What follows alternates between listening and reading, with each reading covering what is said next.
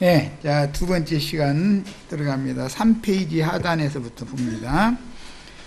교회의 사역자들이 옥에 들어가게 된 것은 모든 사람들이 인정하는 유대교의 전통에 반하는 진리를 밝히고 율법을 완전케 하는 개혁의 선구자이셨던 주님의 길을 따른다는 것이 얼마나 심한 마귀의 역사를 당해야 되는지를 보여줍니다.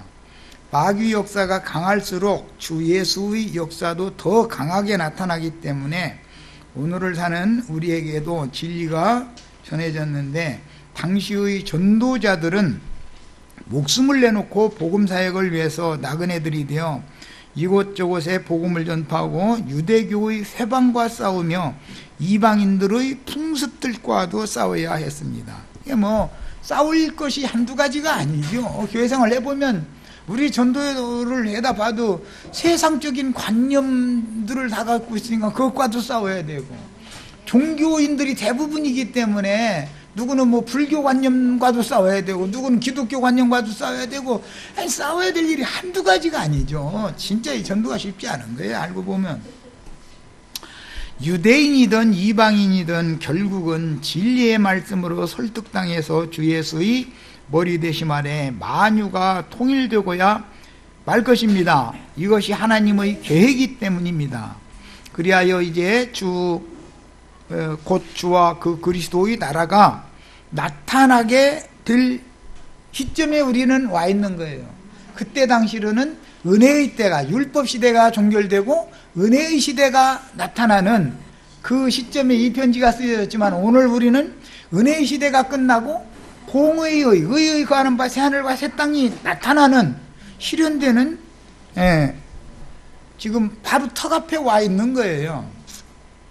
우리는 오직 한 가지 이 큰 하나님의 뜻을 위해 부르심을 받았고 이 생명을 바치도록 정하셨습니다. 그러니까 우리는 이런 말씀을 통해서 목숨을 아깝게 여기면은 이기는 자가 되기가 어려워요. 이게 진리면 진리를 위해서는 생명도 기꺼이 내놓을 수 있어야 되는 거예요.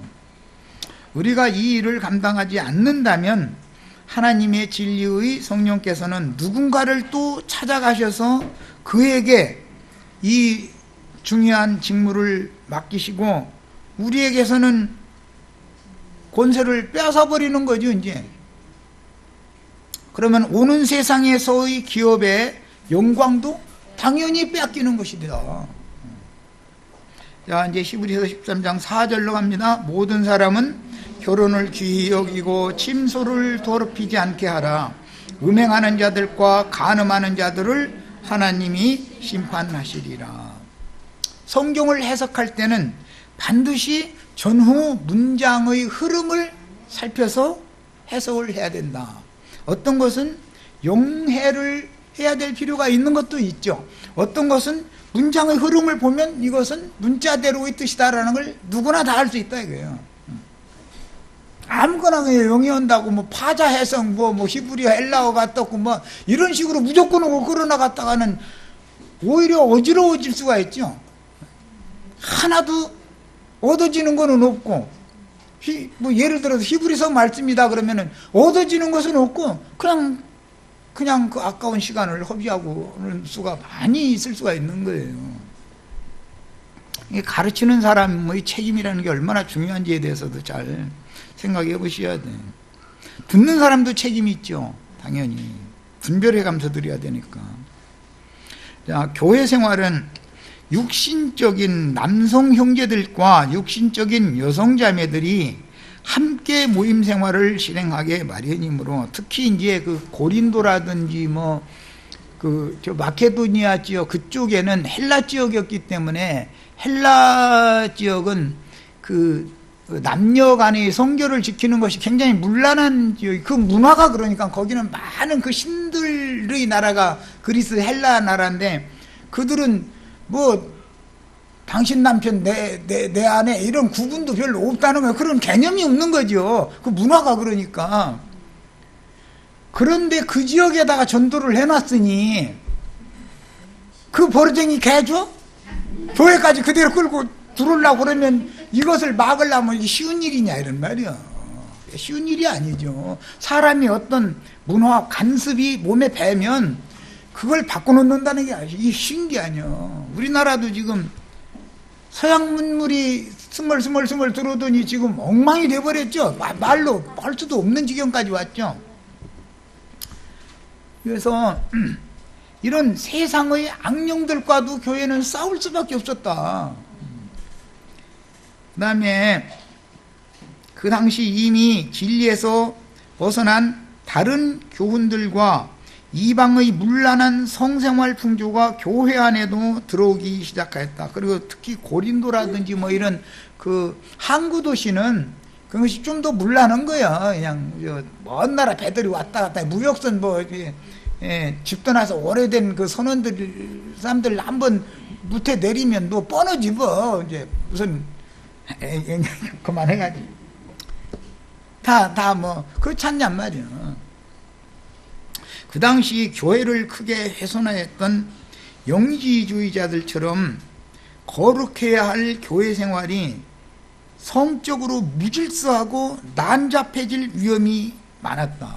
그때 당시는 영지주의자들이 세력을 지금 그게 가라지무리들인데 그 사람들은 영은 구원 받았으니까 역시는 그건 죄가 아니고 죄고 말고 그런 것도 없다. 이미 예수님이 죄를 다 용서해놨는데 무슨 상관이냐 이래버렸다. 얼핏 들으면 너무 할렐루야죠. 그런데 그게 사실은 할렐루야가 아니라 놀렐루야지. 그렇잖아요. 그게 놀렐루야지 무슨 할렐루야예요 그게. 그런데 거기에 빠져버리면은 못 나온다 이거예요. 사람이라는 건 그 육적인 어떤 그런 나쁜 행습 이런 게 한 번 빠져 들어가면은 한도 끝도 없이 이게 빠져 들어가고 못 나오는 거거든. 그러다 보니까 하나님의 진리 말씀이 수욕을 당하는 거예요. 디모데전서 4장 1절로 6절 그러나 성령이 밝히 말씀하시기를 후일에 어떤 사람들이 믿음에서 떠나 미혹하는 영과 귀신의 가르침을 따르리라 하였으니 이게 가라지무리들이 와서 다른 씨 뿌려서 이렇게 되는 거 아니에요. 자기 양심이 화인을 맞아. 그런 사람들 화인 맞았으니까 그런 소리 보통으로 생각하는 거 아니에요. 양심이 화인 맞으면 개념이 없어. 개념이. 사람이라는 게 참 이상해. 자기가 뭔가 이것이 옳다 해가지고 그게 딱 붙잡혀 버리면 아무리 진실 얘기해 주는 소리를 듣기 싫어해. 개념이 없어져 버려. 이게 세상 말로 말하자면 정조 개념이 없어져 버리는 거예요. 그게 다 사실은 알고 보면 더러운 악령의 역사다 이거예요. 그런데 이제 거기에 반해서 유대 교인들이기 때문에 히브리인들은 극경건주의를 굉장히 추구하는 사람들이다 이거예요. 헬라 사람들은 또 너무 또 그냥 풀어줘서 문제고, 유대인들은 극경건주의라 혼인하면 안 된다. 지금 마지막 날이 가까웠는데 무슨 혼인을 하고 그거 먹고 마시는 거 금식을 계속 해야지 무슨 지금 먹고 마시면 되느냐. 이제 이건 또 너무 그쪽으로 지나지. 극과 극이요. 이것이 다 잘못된 거다 이거예요. 헬라주의도 잘못됐지만 유대주의도 잘못된 거다. 그래 이제 음식물을 얘기를 특히 해가면서 음식물은 하나님이 지으신 바니 믿는 자들과 진리를 아는 자들이 감사함으로 받을 것이니라. 뭐 고린도전서 이런 데 보면 시장에서 파는 사람이 먹는 음식이면 묻지도 말고 그냥 사다가 먹어도 아무 상관없다. 그 음식이 더러운 것이 아니라 네 마음속에서 나오는 것이 더러운 것이지 무슨 놈의 음식물이 더럽고 말이야 정결하고 어디가 있냐 이제 이런 오죽하면은 그게 극경건주의자들을 이제 진리로 가르치느라고 그런 말씀이 나온 거 아니에요. 예, 로마교 신부님들이 극경건주의 혼인을 금하는 거 그거 하고 있죠. 그렇게 신부님, 수녀님이 돼야만 구원을 받는 문제라면 나머지도 다 이 세상 끝났어야죠. 2000년 전부터 그랬다면 아니 혼인이 다 금지되는 것이 거룩한 것이었다면 인류가 이어져 나오지 말해야 되는 거 아니냔 말이에요. 그럼 하나님의 뜻이 이루어지겠냐 이거예요. 이것은 너무 극단에 치우치면 안 된다. 헬라주의로 이렇게 무질산 그렇게 치우쳐도 안 되지만 극경건주의에 치우쳐도 얼핏 들어보면은 굉장히 신령한 말 같지만 사실은 그게 진리를 모르는 자들이 대적하는 짓을 하는 거라는 거예요. 자, 하나님 말씀과 기도로 거룩하여짐이라 그랬는데 이것은 감사함으로 받을 음식이 사람을 부정하게 하는 것이 아니고 사람이 거룩하게 되는 건 하나님의 말씀과 기도로나 사람이 거룩해지는 것이지 무슨 레위기 11장에 뭐 빗늘 있는 붕어나 잡아먹으라고 해가지고 붕어만 잡으러 다니고 그런다고 해서 거룩해지는 건 아니다 그 말이에요. 지금 이해하셨죠? 날마다 메뚜기나 잡아먹어야 된다고 날개도 있고 뛰는 거 먹으라 하겠다고 그러면 메뚜기가 사실 어디가 그렇게 날마다 있어서 그것만 잡아다 먹어. 그럼 얼마나 황당한 예수 믿는 거냐 이거예요. 너무 육적으로 극단 그 헬라주의에 빠져도 안 되지만 유대주의에 빠져도 안 되는 거예요. 진리를 바르게 가르침받는 게 이렇게 중요하죠.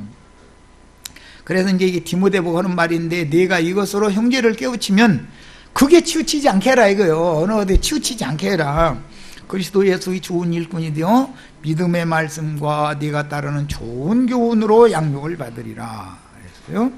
자, 혼인을 천히 여겨서 경건한 것 같이 보이죠?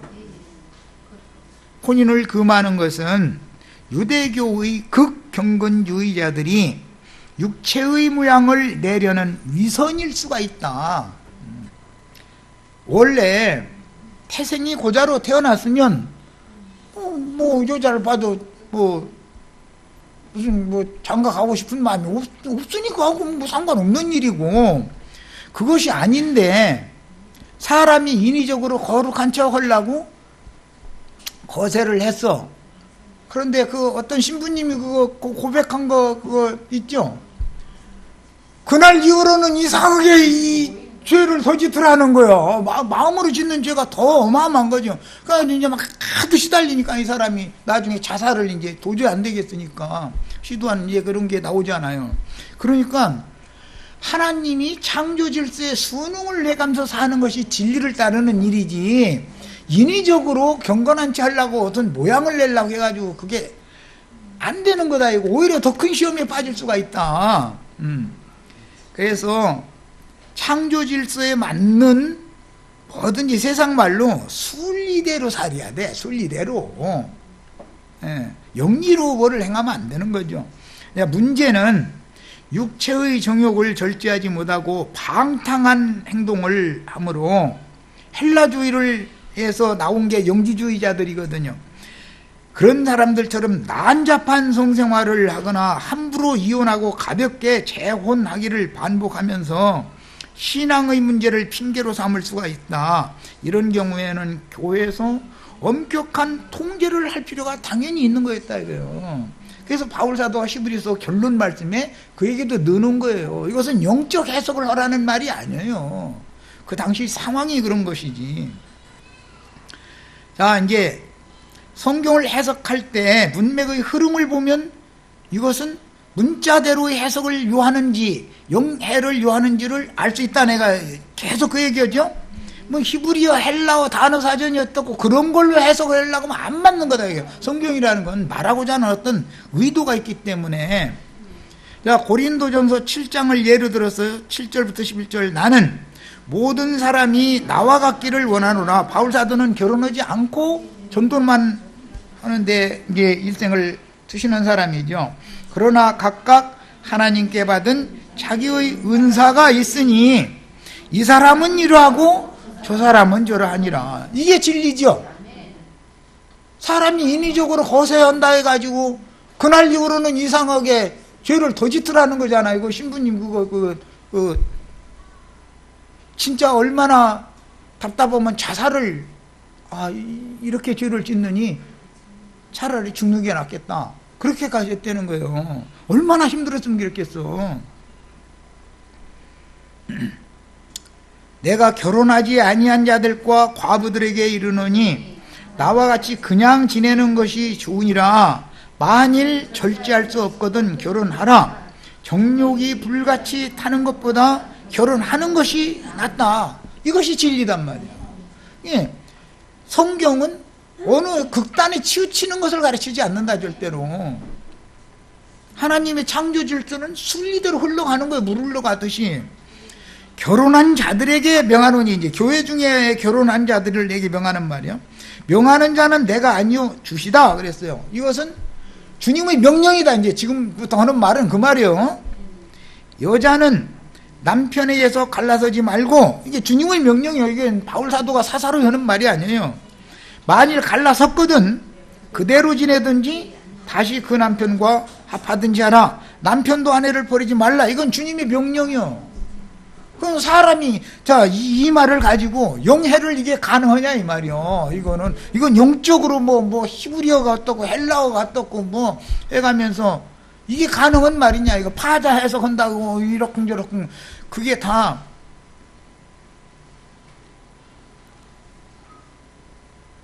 악한 자들이 말씀 가지고 말장난하는 것이 아니냐 이 말이에요. 그 성경을 읽어보면 이것은 문자대로 이렇게 하라는 명령이구나. 이게 누구나 다 할 수 있는 얘기죠. 이것을 어떻게 영해를 어떻게 할 거야 이 말씀을 가지고.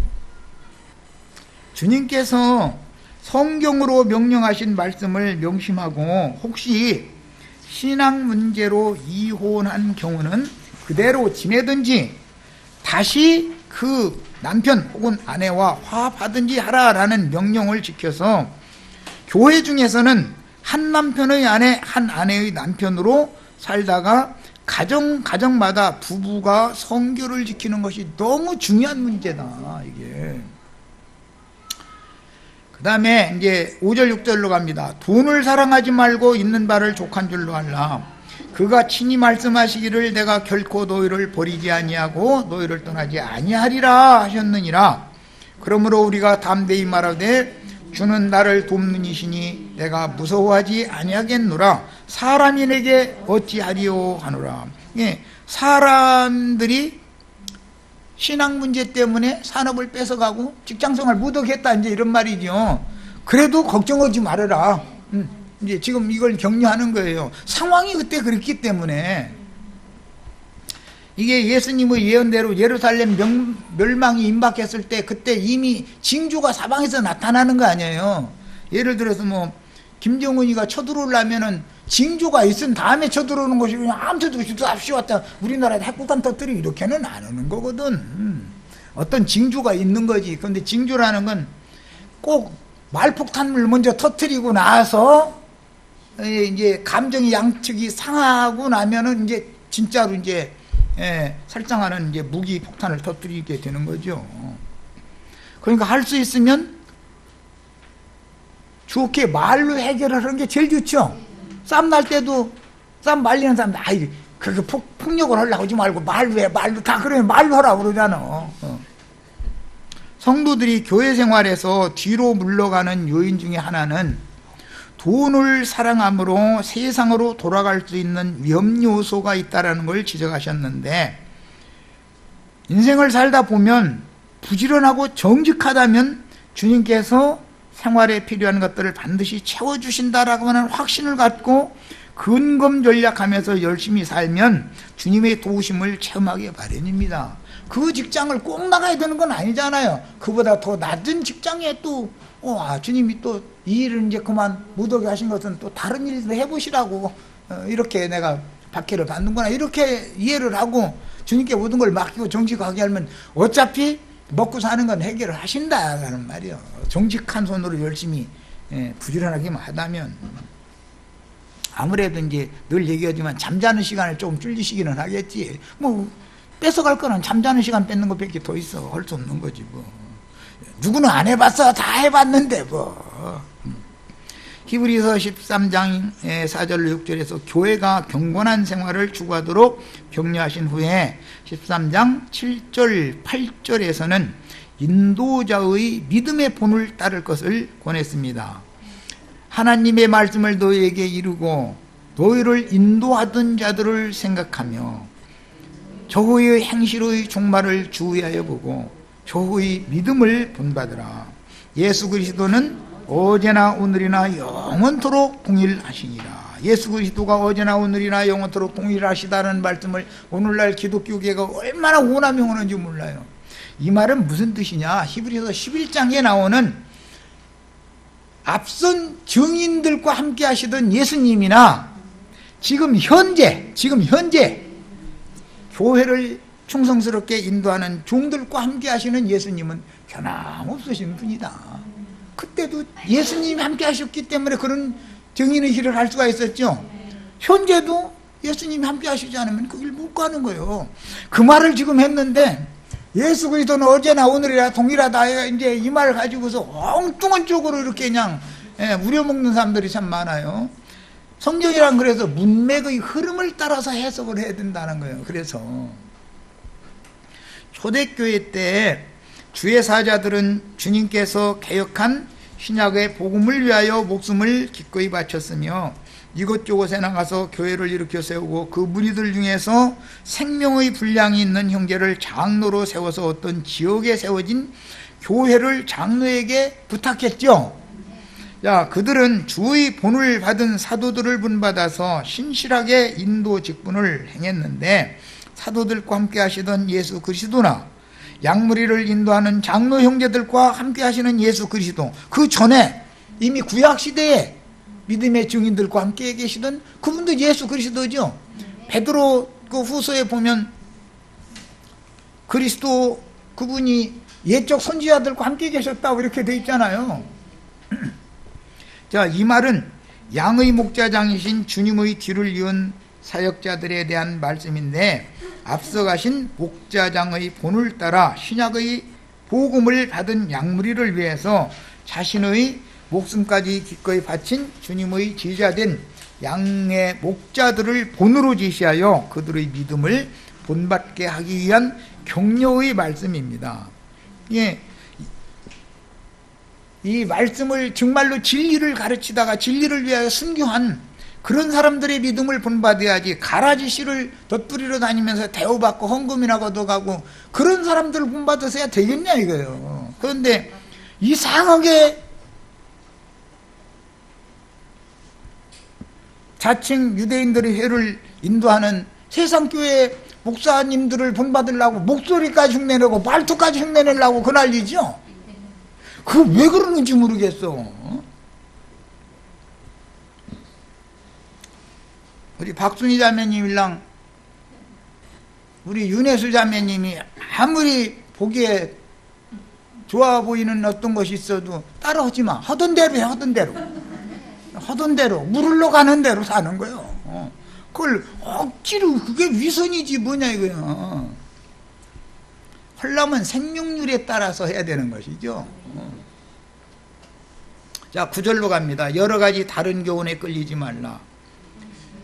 음식물에 관한 여러 가지 다른 교리들에 미혹되지 말라. 이제 그 원문을 직역하면 이제 그런 말인데 우리 번역에서는 여러 가지 다른 교훈에 끌리지 말라라고만 해놔가지고 뭘 말하느냐면은 음식물을 가려 먹는 유대인들은 이제 그걸 얼마나 이게 오늘날도 지금 안식일 교인들 만나면 풀만 먹여야 된다 그러고 다니엘서 1장 보자 그러고 다니엘은 풀만 먹었는데 얼마나 얼굴이 빛났는지 모른다 막 이러지요. 그러면서 또 해물찌개 뭐 게나 뭐 조개나 뭐 이런 거 넣어가지고서 맛있게 국물 내서 해놓으면은 비늘 없는 생선이라 안 먹는다 이거야. 그렇다고 해서 그 사람이 거룩해지는 건 아니잖아요. 비늘 없는 생선을 게찌개를 아무리 맛있게 먹어도 영이 거룩해야 거룩한 것이지, 비늘 없는 생선을 문자대로 그것만 둥어만 먹었어, 조기만 먹었어, 예를 들어서 평생을 그랬어도 마음이 부패하고 썩었으면 거룩한 게 아니죠. 그러니까 이게 너무 복음 진리를, 사람의 생명의 근원은 마음이잖아요. 너희가 무릇 지킬 만한 것보다 너희 마음을 지켜라. 생명의 근원, 마음 중심에 너희 영, 양심, 생명의 근원이 거기에 있다. 마음 중심에 있지 않냐.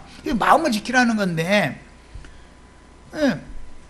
마음을 자꾸 생명을 성경에서는 말하고자 하는데 쓸데없는 밖에 있는 무슨 붕어 조기를 먹냐 뭐 아니면 그 개찌개는 안 먹냐 자꾸 이런 걸로 자꾸 해서 하면은 너무 힘들어. 그 양반 돌아가셨는데 연세대든가 저기 어디든가 웃음 치료하는 어떤 분 황수관이라는 분, 그 안식일교인이잖아. 그래가지고 하여튼 입만 벌리면 먹는 얘기. 이것은 뭐에 좋고 저것은 뭐에 좋고 그렇게 좋은 것만 골라 잡순 양반이 왜 그렇게 먼저 가? 그 얼마나 그게 그냥 당기는 대로 잡숴. 걱정 말고. 목마르면 물 마시면 되는 것이고 어느 때는 채소 먹고 싶죠. 우리 어느 때는 고기 먹고 싶죠. 몸이 원하는 걸 당기게 할 거 아니냐 이거요. 그럼 그대로 먹으면 되는 일이지 뭘 그렇게 육체의 일로 너무 이렇게 하는 것은 진리가 아니다라는 거예요. 다 미선적인 것들이지. 식물로 말미암아 행한 자는 이랬는데 식물로 말미암아 뭘 행했겠어요? 거룩하게 행했겠어요? 막 행했겠어요?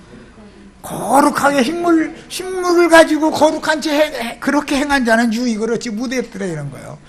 아까 얘기한 그분도 그랬잖아요. 아니 그렇게 남 보고 건강 유지하려면은 솔잎을 따다 어떻게 초봄에 나오는 거 연한 거 따다가 말려서 갈아서 보리가루 해서 한 주먹씩만 먹으면 영양분이 다 되고 별소리 다 했었더만 머리 아파. 하여튼 그렇게 좋은 것만 잡순 양반이 왜 그렇게 가시냐고. 먼저 나보다도 어린데 그게 다 말도 안 되는 육신의 일에 자꾸 사람을 치우치게 만드는 것은 이것은 성경은 생명을 다룬다. 즉 말하자면 신앙 양심을 다루는 것이지 무슨 놈의 육신의 일을 다루는 얘기냐. 신앙 양심이 청결하고 선하냐 그러면 하나님 오실 때는 그 사람 선한 사람이고 깨끗한 사람인 거고 신앙 양심이 부패하고 더러우면 그럼 생명이 부정한데 생명 자체가 부정한데 위선을 별짓을 다 한다 해가지고 하나님 오실 때에 정결하고 거룩한 자라고 인정을 해주겠냔 말이야.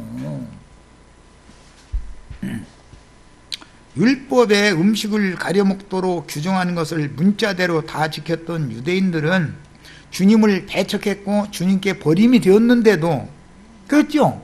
문자대로 다 지켰었던 사람들이잖아요. 유대인들.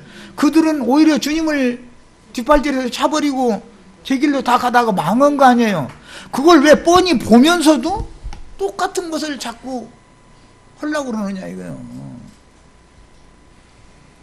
그 다음에 이 말씀은 율법으로 다시 돌아가 율법에 따라서 음식물을 가려 먹도록 가르치는 율법 선생들의 교리에 따라 믿음이 흔들리지 말도록 경계한 말씀이지만 사실은 이제 영의 이런 문제는 이제 양면 적용을 할 필요가 있어서 영적으로 다른 복음에 의하여 신앙 양심이 더럽혀지는 것을 경계해야 된다 이거예요. 무슨 육신적인 음식 가려 먹는 것이 중요한 게 아니라 영적인 음식을 진리를 옳게 분별해서 받을 건 받고 이건 아니다 한 건 배척하고 이거 할 줄을 아는 것이 더 중요하죠. 그게 음식 먹는 율법의 목적이죠. 거기 가서는 영해가 필요하다 이거예요. 거기에 가서는 거기는 문자들에서 안 맞는 거다 이거예요. 붕어만 먹고 조기만 먹는다 해서 거룩해 주는 게 아니니까 그 문제는. 그래서 성경을 봐가면서 이것은 영해가 필요하다. 이것은 문자대로다라는 것을 문장의 흐름을 가지고서 해석을 하는 거다 이런 말이에요. 그리스도인들은 진리의 말씀을 옳게 분별하는 능력을 길러야 하는데 육신의 몸을 위한 음식을 가려서 먹는 것에 집착할 것이 아니라 영혼의 음식인 진리의 말씀과 진리의 성령을 유익한 것과 독이 들어있는 것을 분별해서 먹어야 된다. 그죠? 독 있는 음식 계속 먹으면 죽잖아요. 생명양식으로 먹어야 되고 물도 병균이 득식을 그리는 물 마시면 죽는 거 아니요. 깨끗한 정결한 물을 마셔야지. 이것은 다 하늘로서 내려오는 생명의 양식이 되시는 그리스도를 나의 생명양식으로 먹어야 되고 그분이 그리스도의 말씀을 생명양식으로 먹어야 되고 그리스도의 성령을 내 영혼을 위한 참된 음료로 성령을 마셔야 된다. 지금 이것을 말하려고 음식 가려먹는 율법을 제정을 해놨더니 그것도 문자대로 해석을 해. 거기 가서는 또 이상하게. 왜 그러냐, 반대로. 네, 10절 어려운 부분으로 왔습니다. 우리에게 제단이 있는데, 이것은 우리에게라는 것은 히브리인들이지만 율법 제단이 아닌 믿는 이들의 제단이죠. 히브리인들 중에 믿는 이들의 제단이에요. 우리에게 제단이 있는데, 이건 히브리인들이라도 율법 제단을 말하는 게 아니에요. 지금 그 위에 있는 제물은, 우리에게 있는 제단 위에 있는 제물은 예수님이죠. 완전한 제물은 예수님이잖아요. 지금 이걸 말하려는 거예요. 이것을 율법 장막 성전에서 섬기는, 율법 제단에서 섬기는, 제단에서 섬기는 율법 제사장들은 우리의 제단에 있는 제물은 먹을 권리가 없다. 먹으라고 해도 싫다고 그러죠. 여기 와서 말씀 좀 가르침 받아봐라. 예배당에서 목사님이 설교하는 말과 무엇이 어떻게 다른지 한번 와서 유심히 들어보고, 당신이 영이 있으면, 신앙 양심이 바르다면 분별이 올 거 아니냐, 성령 은혜가 있으면 다 판단해 주실 거 아니냐, 한번 들어봐라. 이러면은 거기 몇 가지를 물어봐. 이제 교단은 무슨 교단이냐, 목사님 신학교는 어디 나왔느냐, 뭐 성도는 몇 명이냐, 큰 교회를 가지고 있느냐. 왜냐하면 큰 교회가 없으면 조금 있으면 헌금 내라 올 거니까. 요새는 사람들이 약어져 가지고 이미 큰 교회 진대로 다 가지, 지하실이나 조그만 어떤 몇 명 모이는 데는 안 가요. 왜냐면 조금 있으면 분명히 건축 헌금 내라고 졸라들 그 뻔하거든. 그러니까 아예 시험 들기 싫어서 거기 안 가 잃어버린다는 거야. 그런 걸 일부러 다 미리 다 사전 조사를 하지요. 참 세상이 참 악해졌어 아주. 자, 이 말씀은 유대교적인 율법 제도의 가르침을 갖고 교회에 들어와서 주님께서 폐하신 것들을 다시 율법 제도로 부활시키는 율법 선생들은 교회의 모임에서 주어지는 신약복음 곧 옛 것들을 개혁하여 종교 의례들을 폐하시고 새 것을 세우시기 위하여 신령한 제물이 되신 그리스도의 말씀인 성령의 증거들을 그들은 받아들여지지가 않는 것이다 이거예요. 왜?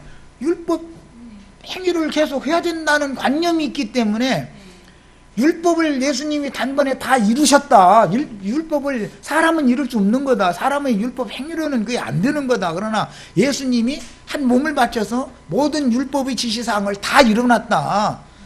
그 사실을 너희가 마음으로 믿을 때 그분이 생명이, 너의 생명이 되어서 오시면, 즉 예수님의 양심이 네 양심을 깨끗게 해놓고 네 양심을 그분이 다스리시면 너는 하나님 보좌에 자동적으로 나가는 길이 열린 사람이 되는 거다. 이렇게 얘기하면 눈만 꾸먹하고 생전 안 듣던 얘기인데 뭐 이러고, 안 듣던 얘기면 더 유심히 들어봐야지. 사람은 짐승과 달리 사람의 마음 중심에 영이 있다는 것이 제일 중요한 것이죠. 영이 있다는 건 양심이 있다는 건데, 양심이 죽은 양심이냐 산 양심이냐라는 것이 이렇게 중요한 거다. 악한 양심이냐 더러운 양심이냐, 청결하고 깨끗한 양심이냐 선한 양심이냐, 이걸 양심을 살려놓는 것이 성령으로 영이 거듭난다 이렇게 말하는 거죠. 생명을 먼저 살리심을 받아서 생명이 거듭나야 되는 일인데 이것은 관심도 안 가져. 하면서 뭐 말씀 전하면 나같이만 양심 바르게 살래 이렇게 말하면, 그런 사람들 때문에 세상 나라가 요모냥 욕거려. 그렇게 양심 바른 사람들끼리 살다 보니까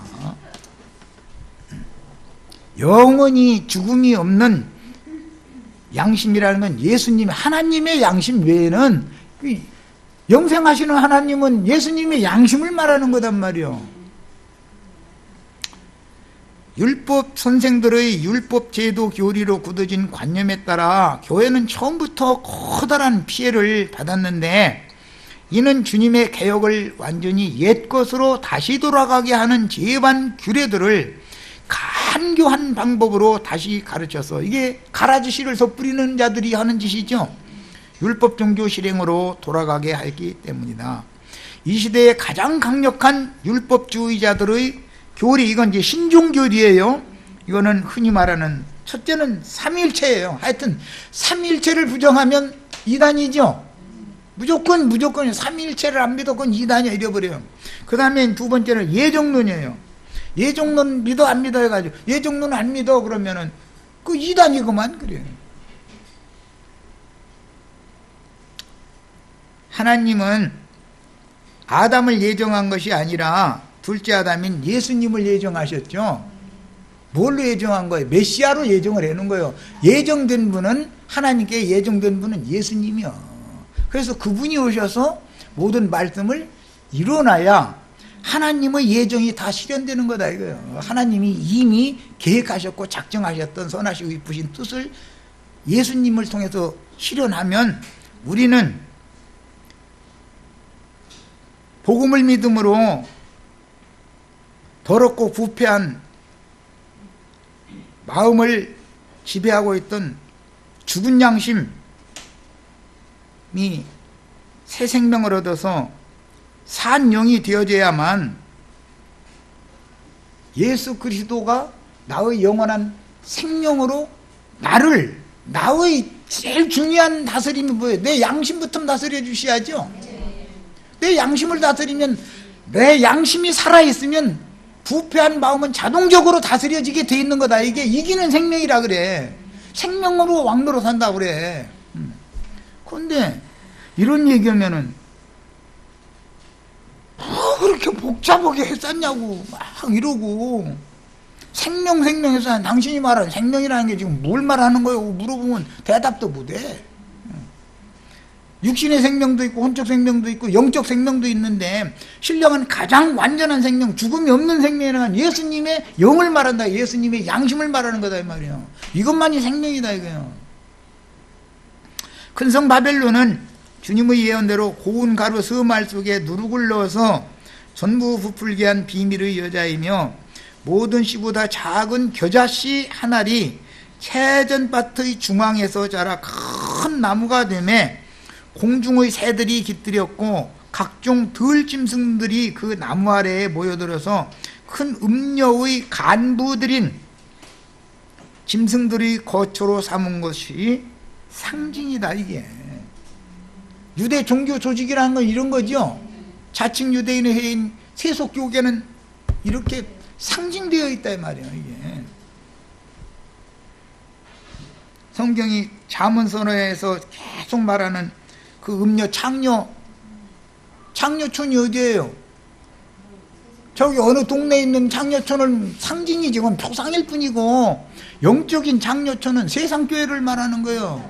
그래가지고 세상교회 그 일곱 머리들이라고 하는데, 그거는 그 창녀촌 기둥서방 놈들이요. 사실은 목사님들 기둥서방 노릇 그만하시라고. 이제 말을 너무 막 심히 하신다고 그러지 말고, 하도 말을 안 들으니까 이렇게까지 얘기하면, 그래도 못 알아들으면 어쩌냐 이거요.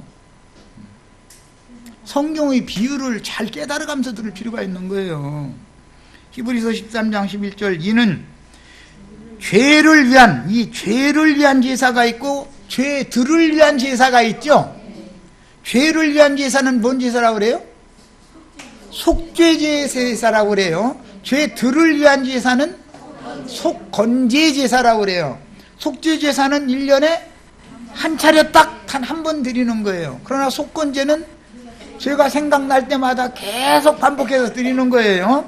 야, 속죄제는 주님이 가르쳐 주신 말씀으로 온몸을 단번에 목욕하는 거죠. 상징이죠. 속건제는 이 생을 떠날 때까지 계속 손발을 반복해서 씻는 거예요. 상징이요. 이런 것들이다. 자, 그래서 속죄제 제물인 짐승의 피는 대제사장이 성소나 지성소, 그러니까 회막 안으로 가지고 들어가는 거고, 다른 절기 제사 때는 성소 제사까지만 하고 속죄절 제사 때는 지성소까지 들어가죠. 그 육체는 성막 안에 있는 번제단에서 불사르는 게 아니고 진 바깥 재버리는 곳, 정결한 곳에서 불사르는 거죠. 속죄제에 관해서만 그렇단 말이에요. 이 죄를 위한 제물인 경우는 피는 성소나 지성소로 가지고 들어가서 제사를 하지만 제육은 성막 안에 있는 제단에서 불사르는 게 아니고, 다른 제사는 거기서 불사르지만 속죄제 제사는 영문 밖에서, 영문 밖, 이제 구약 성경에는 재버리는 곳, 진 밖의 정결한 처소 재버리는 곳, 그곳에서 갔다가 불살려야 된다 이 말이에요. 자, 그런 모든 율법을 너무 소상하게 아는 사람이 히브리서를 쓴 거죠. 그걸 모르는 사람이 이게 무슨 소린지 어떻게 아냐 이거요. 왜 다른 제사는 5대 제사 뭐 했었는데 다른 제사는 전부 성막 뜰에 있는 번제단에다가 제육을 태우고 뭐 떡도 태우고 뭐 가루도 태우고 다 기름도 태우고 그러는데, 속죄제 제물은 반드시 피만 성소로 가지고 들어가고 제육은 진박 재버리는 것, 정결한 곳에서 속죄제 제물은 반드시 거기서 태워야 된다고 왜 정해 있느냐 이거야. 자, 예수님은 예루살렘 성 안에서 죽어요, 성 밖에 나가서 죽어요? 이렇게 이루는 사실을 히브리서 기자만이 정확하게 율법을 너무 잘하는 사람이죠. 제사법을, 유대인들보다 제사법을 너무 잘하는 사람이요. 똑같은 유대인이라도. 자, 유대인의 대제사장은 속죄제 희생의 피를 성소나 지성소에 가지고 들어가고 제육들은 영문 밖에서 불사르기 때문이니라. 이 원문을 직역한 거예요. 자, 출애굽기 29장 11절로 14절 인용고 있습니다. 너는 회막문 여호와 앞에서 그 송아지를 잡고, 그 송아지는 속죄제 송아지예요. 그 피를 네 손가락으로 제단 뿔들에 바르고 그 피선두를 제단 밑에 쏟을지며, 이것은 절기제 때를, 일반 절기제 때를 말하는 거예요. 내장에 접힌 모든 기름과 간 위에 있는 껍질과 두 콩팥과 그 위의 기름을 가져다가 제단 위에 불사르고, 그 다음에 그 숫소의 고기와 가죽과 똥은 신 밖에서 불살라라.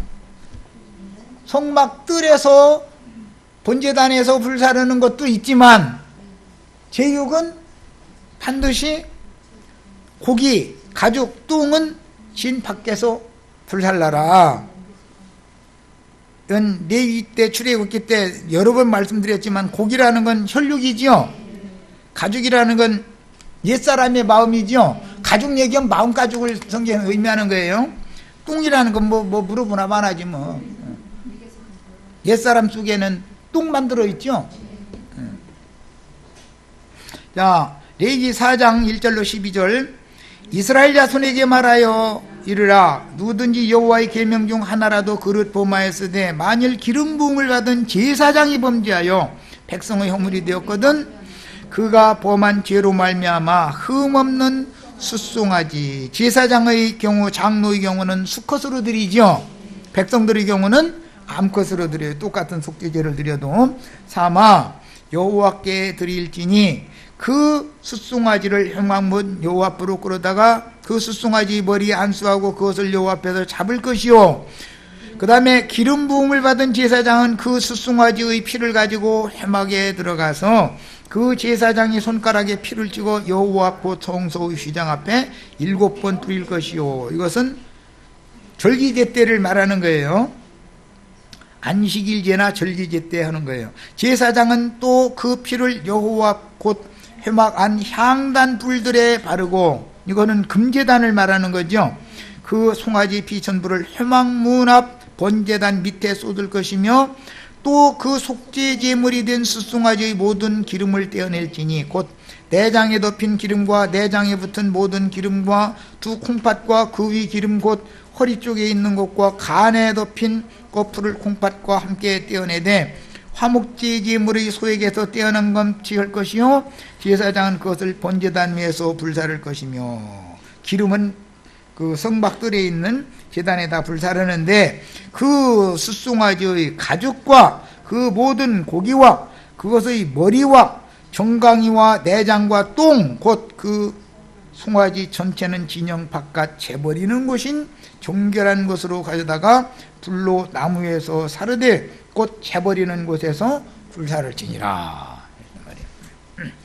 그러니까 예수님이 사형수로 재판을 받는 건 진영 안에서 유대인들이 저는 마땅히 죽을 자라 사형에 해당한다 하고 그 묘 앞에서 죽이지요. 일단 사형 언도를 딱 내려놓잖아요. 실제로 제육이 된 육신의 몸이 가서 죽는 건 골고다 해골이라고 하는 골고다 언덕에 올라가서 영문 밖에 가서 죽지요. 이렇게 예수님이 모든 율법을 이뤄놨다. 제사 율법을 다 이뤄놨다. 지금 이것들 히브리서 기자가 설명하는 거예요. 그러니까 이 사람은 율법 제도에서 제사를 행하는 율법에 대해서 유대 교인들이나 유대교 제사장들보다 더 잘하는 사람이죠. 적용까지 다 하는 사람이니까. 민수기 19장 2절로 9절 인용부 있습니다. 여호와께서 명령하시는 법의 율례를 이게 이르노니 이스라엘 자손에게 일러서 온전하여 흠이 없고 아직 멍에 매지 아니한 붉은 암송아지를 내게로 끌어오게 하고, 이것은 1년 1차에 하는 일이에요. 이것은 죄를 뿌리는 제사를 행할 잿물을 뿌려야 돼. 이 백성들이 한 번, 두 번 타일러도 영 안 들어. 그러면은 제사장이 이제는 최후로 잿물 만들어서 뿌려줘야죠. 세상에 촌도 잘 안 빨아지면은 양잿물 사다가 그 폭폭 삶으야 그게 때국제가 벗겨도 나가잖아요. 그러니까 찌든 때는 잿물 뿌려서 정결케 한다. 이 말은 뭐예요? 종교적인 관념으로 굳어 있다 이거예요. 그거는 반드시 잿물을 만들어서 씻어주지 않으면 희석 찢겨 나가들 않는다 이거예요. 너는 그것을 제사장 엘르아살에게 줄 것이요, 그는 그것이라는 건 황소를 말하는 거죠. 붉은 소. 진영 밖으로 끌어내어 자기 목전에서 잡게 할 것이요. 이것은 안에서 잡는 것도 아니고 진영 밖에서 이제 죽이는 거예요. 제사장 엘르아살은 손가락에 그 피를 찍고 그 피를 회막 앞을 향하여 진영 밖에서 죽였지만 회막이 직접 들어가는 게 아니라 방향만 그쪽에다 대고 피를 뿌리는 거예요. 그 암소를 자기 목전에서 불사르게 하되 그 가죽과 고기와 피와 똥을 불사르게 하고, 동시에 제사장은 백양목과 우슬초와 홍색실을 가져다가 암송아지를 사르는 불 가운데 던질 것이며, 제사장은 자기 옷을 빨고 물로 몸을 씻은 후에 진영에 들어갈 것이라. 그는 저녁까지 부정하리라. 송아지를 불사른 자도 자기 옷을 물로 빨고, 이 물은 잿물이에요. 잿물. 그냥 일반 물이 아니고 물로 빨고 그 몸을 씻을 것이라. 이제 히브리서에 보면, 히브리서 그게 9장이던가 거기 황소의 피와 그 다음에 재와 물로 모든 죄들을 다 완전히 씻어낼 수는 없었었다. 이게 거기 이미 나오죠. 그러니까 이 잿물 뿌리는 예에 대해서도 이 히브리서 기자는 너무나 율법에 대해서 너무나 환희하는 사람이에요. 이에 정결한 자가 암송아지의 죄를 거두어 그 암송아지 죄를 어디다 갖다 두라고? 진박 정한 곳에 둘지니, 이 진박 정한 곳이 예수님이 죽은 곳이죠. 거기가 가장 거룩한 저수다 이거예요. 그러니까 유대인들은 예루살렘 성 안이 거룩한 성이라고 부르고 있지만, 율법 제도의 종교 제의를 행하는 예루살렘 성이 거룩한 것이 아니고 하나님의 말씀에 의하면 진 밖에 거룩한 것이 별도로 있다 그 말이에요. 진 밖 거룩한 곳에 교회지요. 교회. 예루살렘 종교 체제 밖에 교회만이 가장 거룩한 처소죠. 우리 형제 자매님들 이제 죽으려면 어디서 죽어야 돼요? 교회에서 코 박고 있다가 교회에서 그냥 끝나야 돼. 괜히 왔다리 갔다리 하지마. 이제 죽을 자리도 알고서 살아야 되잖아. 사람은 그렇잖아요. 수가 높은 사람은 죽을 자리를 찾는 거예요. 아무 데서나 죽는 게 아니에요. 개처럼, 개돼지처럼 길바닥에 널브러지고 이렇게 죽는 게 아니에요. 의를 위하여 또는 국가를 위하여 죽을 자리에 가서 죽어야만 상이 있는 것이지, 내가 아무 데서나 그냥 멋대로 그냥 막 죽어? 그게 그리스도이냐? 뭔 소리인지 아시겠죠? 죽는 것도 다 가려서 죽어야 돼. 그래서 제일 중요한 건 죽는 거예요. 죽는 거. 태어나는 것이 중요한 게 아니에요. 그 중요하죠. 중요하지만 죽는 것보다 더 중요하지는 않아. 어떠한 죽음으로 하나님께 영광을 돌릴 것이냐, 이게 더 중요한 문제예요. 세상에 태어났다 해가지고 개돼지처럼 살다가 자기 죽을 자리도 모르고 그냥 아무 데나 그냥 그렇게 가치없이 죽으라고 그렇게 태어난 건 아니지 않냔 말이에요. 자, 이스라엘 자손의 회중을 위하여, 이건 이스라엘 자손이 율법 교리와 율법 관념에 찌들었어. 아무리 그냥 맑은 물만 뿌려줘 갖고는 씻어지지를 않아. 그러면 이 잿물을 타가지고서 잿물 뿌려야 된다 이거예요. 종교관념이라는 게 이렇게 무서운 거예요. 세상적인 어떤 죄악, 나쁜 행동 이런 것은 바꾸기가 쉽죠. 양심의 가책을 크게 받으면 그거는 막 이를 악물고라도 노력을 해서라도 바꿔지잖아요. 그런데 종교적으로 세뇌당해 있으면 바꾸기가, 거기서 나오기가 거의 쉬운 게 아니에요. 잿물 뿌려줘야 돼. 부정을 씻는 물을 위해 간직할지니 그것은 속죄제니라. 속죄제라는 것이 이렇게 일반적인 속죄제가 있고, 그 다음에 절기 월삭 안식일에 드리는 속죄제가 있고, 1년 1차에 한 번만 드리는 속죄제가 이렇게 각각 정해져 있었는데, 속죄제의 제육과 똥은 반드시 어디에 가서 버려라? 불태워라. 진박 정결한 곳에 가서 불태우는 거예요. 그것이 예수님이 죽은 것이죠. 계시록 11장에는 두 증인들이 어디서 죽어요? 저희 주께서 죽은 곳에서 같이 죽었죠. 죽을 자리도 잘 알고 죽어야 돼. 그래서 아무데나 그냥 개 죽음으로 죽으면 안 된단 말이야. 사람이니까 우리는 하나님의 사람들이잖아. 영적인 애굽이고 영적인 소돔이다 그랬어. 거기서 죽는 거예요. 거기서 죽어야 부활 승천할 수 있는 거예요. 아무데나 개 죽으면서는 안 되는 거예요.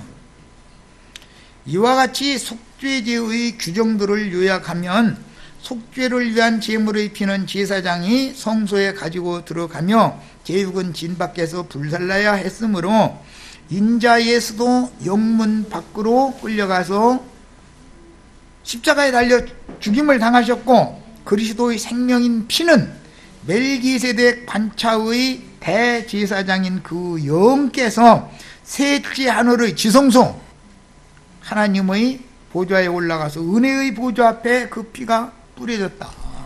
이 피뿌림을 우리가 받아야죠. 셋째 하늘 은혜의 보좌 앞에 피뿌림을 받는다는 건 우리의 몸, 마음, 양심, 내 피뿌림을 받아야 된다 이거예요. 영의 피뿌림을 받아야 된다 이거예요. 생명이 살아나야 된다. 그 피로 생명이 살아나야 된다 이거예요. 그것이 셋째 하늘이요. 1년 1차 속죄일 날 대제사장의 제사는 제육을 번제단에 사르는 것이 아니고 고기와 기름과 똥을 거두어서 진 밖으로 내다가 사르며 그 피는 성소나 지성소에 가지고 들어갔는데, 지성소는 1년 1차에 들어간 거예요. 속죄소 앞과 위에 뿌려서 단번에 모든 백성들의 모든 죄와 허물들을 용서받았습니다. 이건 율법인 것이죠. 자, 그것을 이루신 분은, 단번에 이루신 분은 예수님이 그 몸을 단번에 들여서 영원히 완전한 제사를 이루셨다. 그러니까 이제 이것을 믿어야 된다 이랬단 말이에요. 이 말씀은 지금까지 사도가 율법 제사와 성령의 제사를 비교했던 바와 같이 율법적인 제사가 형제들의 영혼을 온전케 하는 데는 아무 유익도 없었음을 다시 상기시키는 말씀으로서, 율법 제의를 행하는 것은 실제로는 사람의 양심을 깨끗게 하는 것과는 상관이 없는 거지요. 사실은 율법 제도에 그런 제사를 행하라고 한 것은 너희 양심을 살려놔야 된다라는 것이 지성소 제사로 예표가 된 것이고, 성소 제사는 너희 마음도 부패한 마음도 청결케 돼야 된다라는 것을 예표로 하는 것이고, 마당 제사라는 건 너희 육신의 몸도 이제 맑은 물로 씻어서 참마음과 온전한 믿음으로 이제는 너희가 영과 혼과 몸 전체가 거룩하신 하나님의 은혜의 보좌 앞에 나가는 새롭고 산 길이 열렸다라고 가르치는 것이 히브리서다, 이런 말이에요. 그러니까 율법 제도권의 제사를 가장 정확하게 아는 사람이 지금 히브리서를 쓴 거죠. 예수님이 직접 쓴 거예요, 사실은. 이게 하나님의 아들께서 하시는 말씀이다, 이런 말이에요. 그리스도의 피는 믿는 이들에게 성령의 역사를 통해서 죄인들의 양심과 마음의 생각에 주관적인 체험으로 뿌려서 영을 청결케 하며 마음을 온전케 하는 생명의 말씀이 믿어지는 것을 피뿌림 받는다 그러죠. 오늘 이런 말씀을 들을 때 믿음으로 내가 받아들이면 그리스도의 피뿌림을 받은 거예요, 지금. 영혼을 깨끗이 씻을 때만이 죽은 양심을 살리고 죽은 행실을 바꾸게 하므로 제사하는 목적이 이루어진다는 것을 다시 한번 상기하라는 말씀입니다. 그래서 히브리서에만 양심상 죽었던 자를 양심상 살려놓고 양심을 청결케 하고 이런 얘기가 반복해 나온 게 히브리서죠. 제사법 얘기할 때는 그 율법을 주신 목적은 너의 양심을 온전케 하기 위한 거였다라고 정확하게 돼 있죠. 그렇단 말이에요.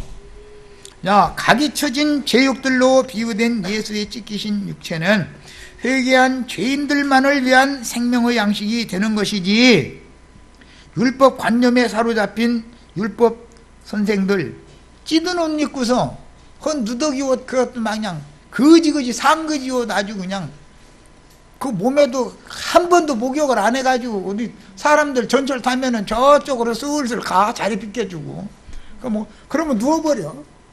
좋다고 그러고 살라고 하는 게 아니잖냐 그 말이요. 주께서 흘리신 피는 참된 음료로 상징이 되고, 찢기신 몸은 하늘로서 내려와 세상에 생명을 주는 참떡으로 상징이 됐는데, 이건 모두 주님의 말씀을 믿을 때나 이것이 나에게 적용되는 거죠. 주님의 개혁에 동참하는 진실한 형제들만을 위한 참된 음료이며 영생하게 해주는 하늘 양식이 되는 것이다. 그래서 우리에게 있는 제단에 제육이 있는데 그것을 저의 제단에서 사역하는 자들은 먹을 권이 없다. 무슨 말인지 이해가 되시죠? 이제 목사님들은 교회에서 나누는 말씀을 받아들일 권이 받아들여지지도 않고 그런 권이 없어요, 그들에게는. 왜? 그들은 율법 제단을 계속 실행을 하니까. 지금 신중율법으로 헌 예배당 줘놓고 그걸 교회라고 그러죠. 우리 교회 가자고. 우리 교회 세계에서 제일 큰 교회라 이러죠. 그런데 또 목사님 강대상을 제단이라고 그러죠. 한자매님, 목사님이 설교하는 강대상 보고 제단이라고 그러잖아요. 거기 그 제단에 집사님 올라가면 안 돼요? 돼요? 권사님 이상 장로님이나 거기 올라가는 것이지, 괜히 꽃봉사 한다고 벌써 거기 올라갔다가는 집사님이 거기 가시면 된다고 당장 내려라고 이러죠. 그게 제단이겠냐 그 말이요. 그게 신종 율법이지. 나도 한 형제가 여기서 강론하는 이것이 제단이요?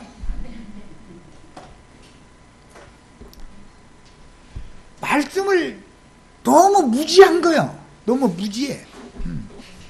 요셉이 배설한 상에 참여한 형제들이 한 상에 둘러 앉아서 먹고 마신 것으로 상징되는 주님의 피를 마시고 살을 먹는 교회 모임에서 주의 상에 참여하여 참떡을 먹으며 참된 음료를 담은 주님의 잔을 함께 나눌 수 없는 자들은 교회를 박해하는 유대교인들이고 가라지 씨를 덧뿌리던 자들이다 이거예요. 그들은 여기 와도 못 알아들어. 나도 히브리서 강론한다고 그러더니 뭐 도대체 뭔 소리를 저렇게 해서 왔는지 난 못 알아듣겠다 그러고. 그럼 나도 어떻게 못하고 주님도 어떻게 못해? 못 알아듣는 걸 어떻게 할 거예요, 그걸 강제로. 자, 시간이 이제 다 됐으면 여기까지 일단 하고 다음 일요일 날 나머지 부분을 이어서 하도록 하겠습니다. 그러니까 오늘 해드린 자료 집에 가서 그 복습 겸해서 예습 겸해서 다 읽고 오세요. 그럼 이게 다음 일요일 날은 여기에 이어서 자료를 더 해드릴 겁니다. 야, 마칩니다.